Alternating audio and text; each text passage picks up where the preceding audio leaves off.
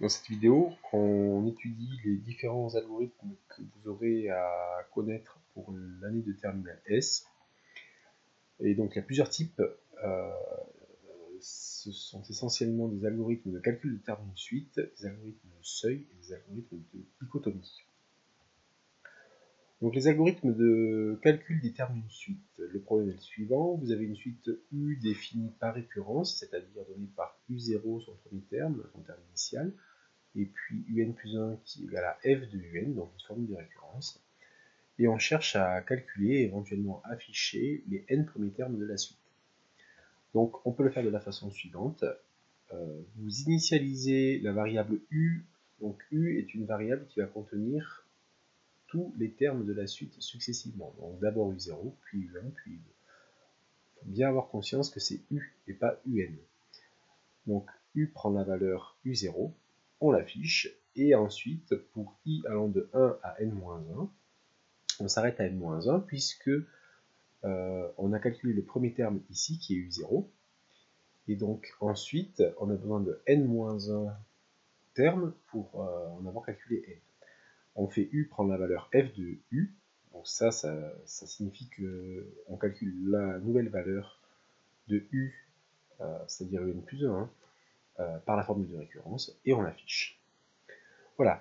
On peut utiliser l'algorithme suivant également. Donc c'est exactement le même algorithme que le précédent, sauf qu'on a enlevé le affiché U ici, et le affiché U qui avait dans la boucle, on l'a sorti de la boucle pour l'afficher en dernier. Cet algorithme-là affiche uniquement la nème valeur de la suite, c'est-à-dire UN-1. Voilà. Dans les algorithmes actuels, normalement, au bac, vous n'aurez même pas d'affichage.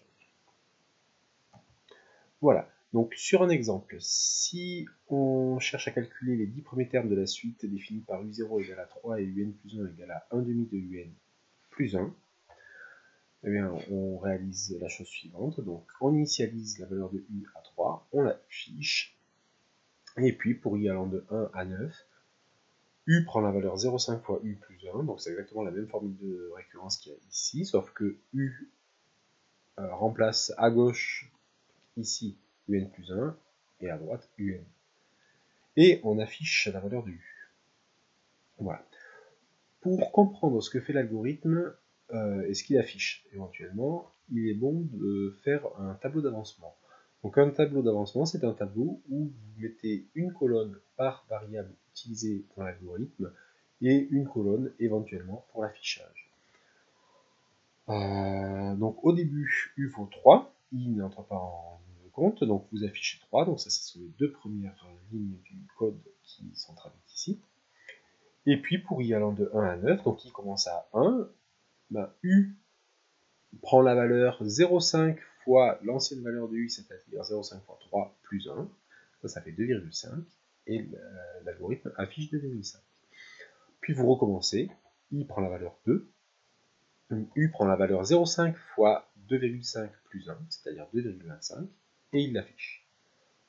Il continue, ainsi de suite, et il est fini à 9, où U est égal à 2,0019 à peu près, qu'il affiche. Voilà. Le deuxième type d'algorithme que vous aurez à étudier, ce sont les algorithmes de seuil. Donc le problème est le suivant, vous avez toujours une suite définie par récurrence, et vous savez que cette suite tend vers une limite qu'on appelle grand L, en croissant par exemple, donc en grandissant. Et on veut écrire un algorithme qui détermine le rang à partir duquel la suite atteint un certain seuil. Donc par exemple, si vous tendez vers 100, on veut savoir quand est-ce qu'elle dépasse 99,5. Voilà.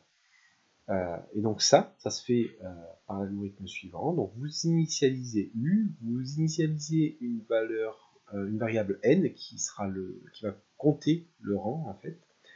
Vous rentrez la valeur de L, la limite de P, votre précision, et ce que vous faites, c'est que tant que U est strictement plus petit que L moins P, c'est-à-dire tant que vous n'avez pas atteint le seuil fixé, ben vous calculez le terme suivant par la formule de récurrence, et vous incrémentez le rang de 1, d'une unité.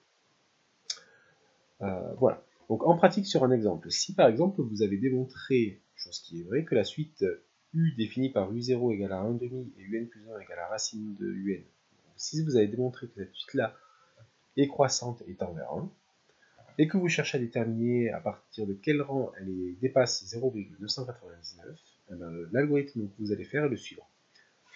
Vous commencez par mettre 1,5 dans la variable u et 0 dans la variable n, et puis tant que votre seuil n'est pas atteint, vous calculez un plus 1 par la formule u prend la valeur racine de u, et vous n'oubliez pas d'incrémenter n.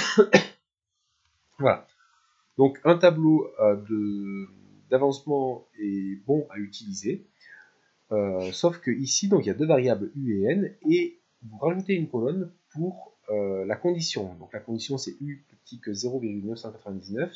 Cette colonne-là, vous allez la remplir par un V ou par une croix, si la condition est remplie ou n'est pas remplie. Tant qu'elle est remplie, on continue. Lorsqu'elle ne sera plus remplie, on s'arrêtera, comme le fait l'ordinateur.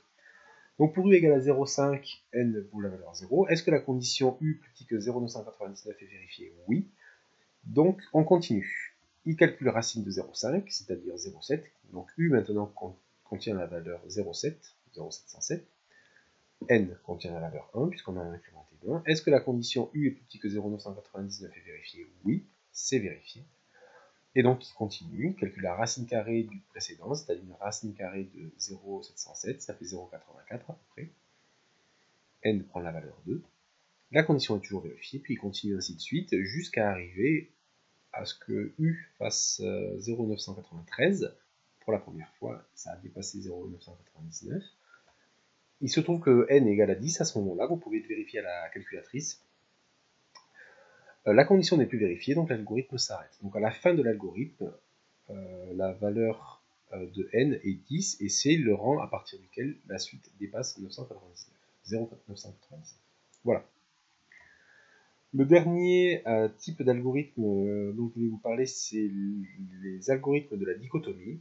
Donc le problème est le suivant, on a supposé on a démontré par le TVI, théorème de la bijection souvent, que l'équation f de x égale à bêta admet une unique solution alpha sur l'intervalle AB.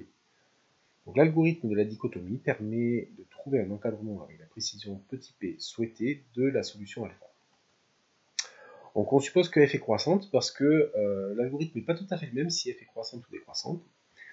Et on verra tout à l'heure sur un exemple que c'est important qu'on suppose que f soit croissante pour que ça marche. Donc l'algorithme est le suivant, vous rentrez la valeur de A, la valeur de B, et tant que B-A est plus grand que P, ça veut dire que vous travaillez sur un intervalle de longueur plus grande que la précision souhaitée, et bien vous allez continuer.